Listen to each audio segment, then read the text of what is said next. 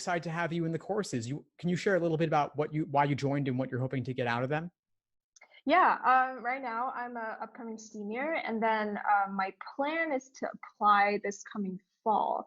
And I've been self-studying LSAT and like really on and off. I started learning like the basics back in December last year, I believe.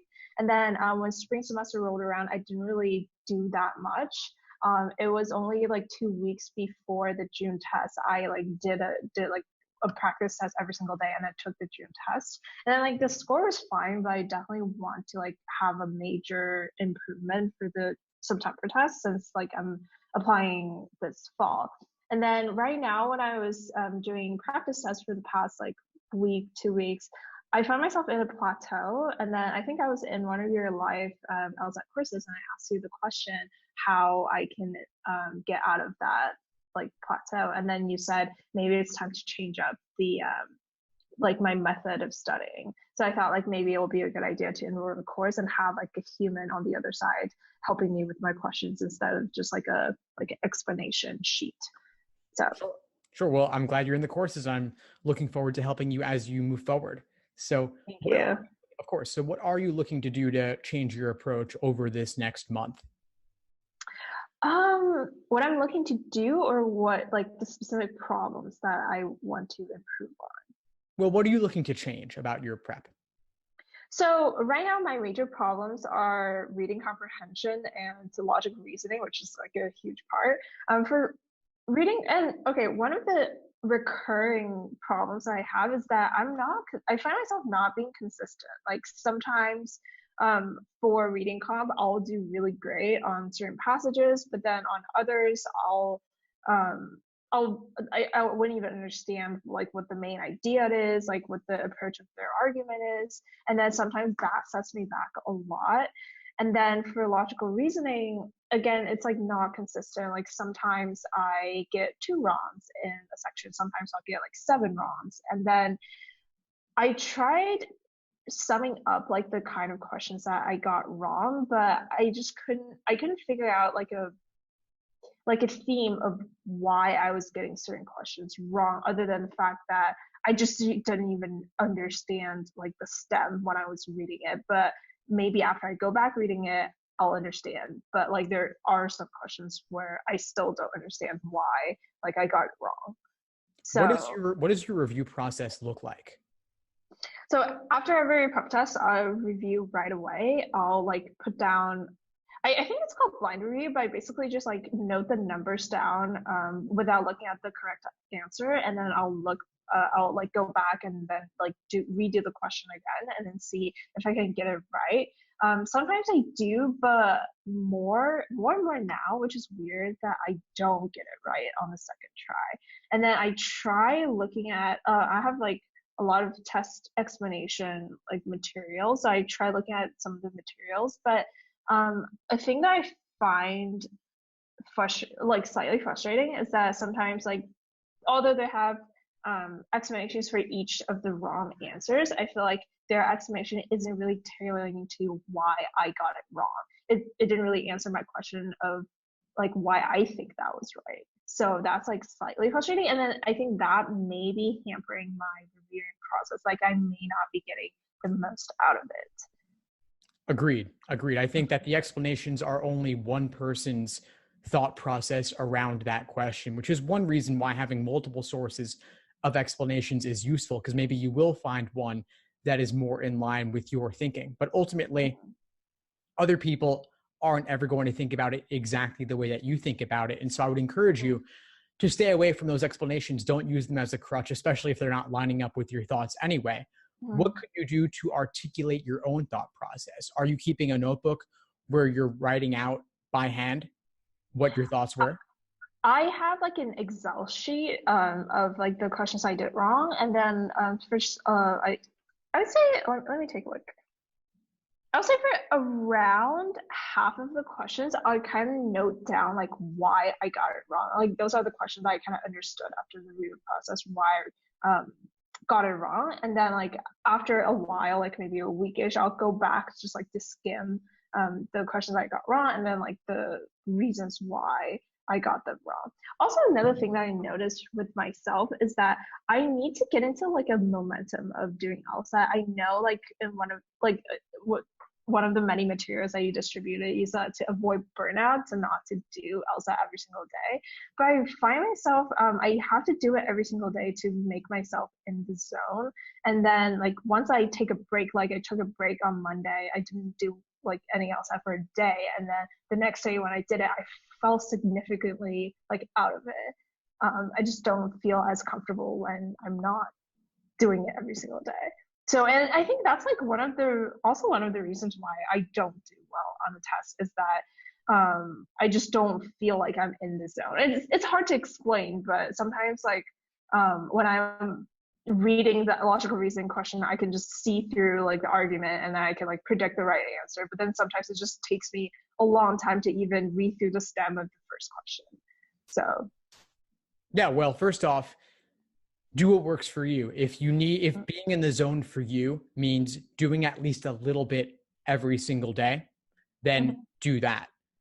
At the mhm, same time, you don't want to run the risk of burnout by doing too much. So, right. timed exam a day is definitely not the way to go. But Mhm, if you want to do at least one game or one passage or a mhm, couple of logical reasoning questions at minimum each day, that would be fine. Just make sure it doesn't creep up too much. okay, gotcha. And I totally get and agree with you about what it means to be in the zone. It's hard to articulate, Mhm, but you know when you're in it, you know when you're not, and your performance varies accordingly. And so mhm, think about what would it take for you to be operating at 110%? mhm, Would it mean gotcha. good sleep, good exercise, eating well, relaxation, Mhm, whatever it is, whatever that perfect day looks like for you, that perfect week? Make sure that you're crafting that for yourself, especially in this final month. gotcha. What is your schedule like in terms of doing full length exams? So right now school hasn't started yet. So usually I'm trying to like get up early enough so that I do it starting 8 or 8:30. But I'm like been lacking a little behind. So I usually start around 9. And then one of the things I want to train myself is stamina. And that because that's one of the problems I noticed from my actual test last time. So I do 6 timed sections um, every day that I practice, and I take a break when I finish 4 sections, so that it's kind of emulating actual tests, but then I do one section more. So Yeah, that's like my schedule, and then after that I'll review. cool. That's good. I mean, I don't think you need to do that for every single timed exam. That Mm-hmm. might be a little bit overkill. Okay. I think maybe mixing in once every 5 exams or so to do 6 rather than 5 Okay. build Okay. endurance is probably enough. Okay. But Gotcha. you know what works best for you. But see how that might change things if you were Okay. to do 3 break 2 instead of 4 break 2. You Okay. could also do I'll try that. 3 break 3 because you're Okay. never doing 4 back to back on test day, but you are doing 3 back to back. That's true. Okay. I'll try that out. So consider that. And then back to the review, the issue of review again. You Mm-hmm. talked about writing out why you got something wrong. I would Mm-hmm. encourage you to go a little bit deeper and more nuanced into that review process, looking at where your misunderstanding was. Was it in the stimulus? Was it with confusing wording in the question stem? Or was it tempting wrong answer choices or discouraging right answers? Because there are a variety of reasons you might get it wrong. And maybe there are 2 or 3 reasons you got a single question wrong. If there were multiple things you missed. Mm-hmm. So to really take the time to write that down.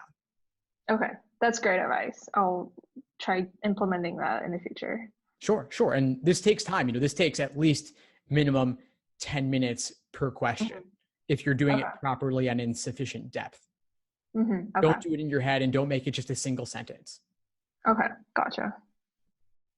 Now, I know we only have a few minutes left. What would be the most important thing for us to cover right now? I would like to kind of circle back to what you mentioned of like reviewing wrong answers.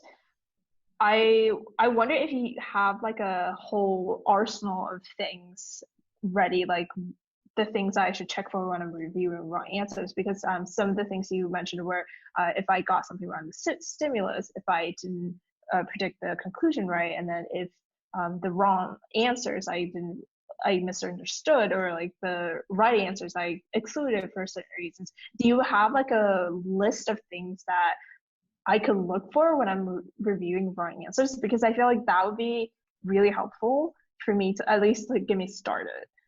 Because sometimes I think maybe like I didn't get the stimulus right, but I don't realize that. Yeah, sure. That's a great question. And there are thousands of things they could do to make a question more difficult. And they're Mm-hmm. only pulling a handful of those for an individual question. So I don't have an exhaustive list, Okay. but there are a couple of things I'll point you in the direction of looking at. Okay. If we're talking about formal logic, like conditional statements, they might put they might give you the necessary condition before the sufficient condition, requiring you to rearrange things, like y comma if x. People Mm-hmm. might not spot if the word if in the middle. That's one way they increase difficulty, by not giving you things in an order that works for you. They Mm-hmm. might bury the conclusion in the middle of the stimulus rather than putting it nicely at the beginning or at the end.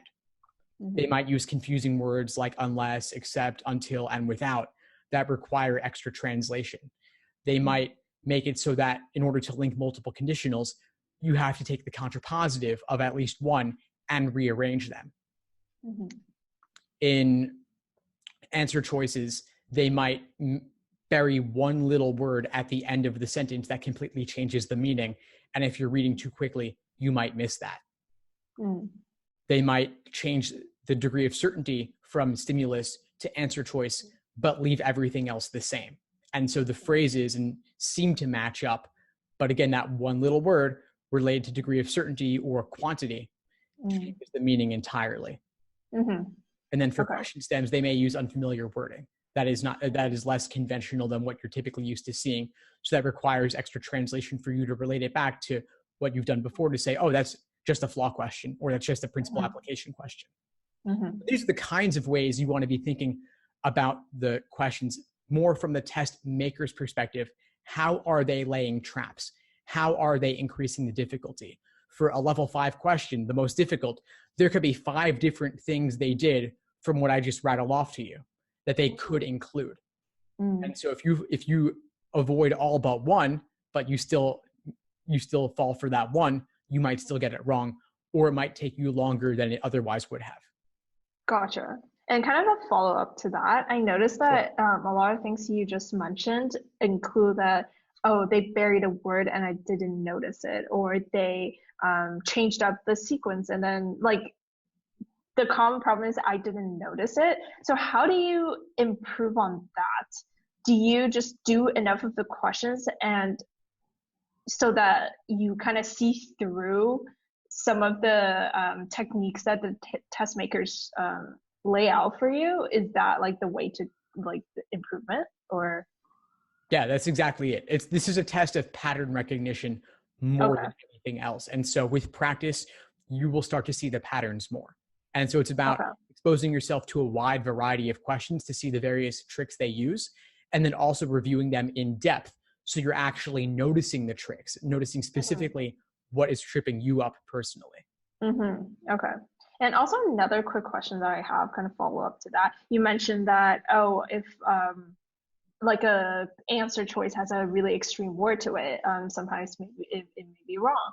But that's like a strategy that I've heard, but things like that are pretty relative. You can't, like, a lot of times when they have an extreme word or superlative, it probably is wrong, but then if you apply that across board, it sometimes can trip you up on certain questions. And then I think another question that I sent you, which relates to this, is that in the parallel questions specifically, sometimes they require like a very, very exacting, like a mirroring of the stem, whereas sometimes it's kind of loose. So sometimes when I'm doing a question, I miss I like when I'm reviewing, I was like, okay, the wrong answer just didn't mirror the stem as exactly as is as it should. When I turn to another question, the correct answer isn't really mirroring the stem that in the same way. So like that confuses me a little bit.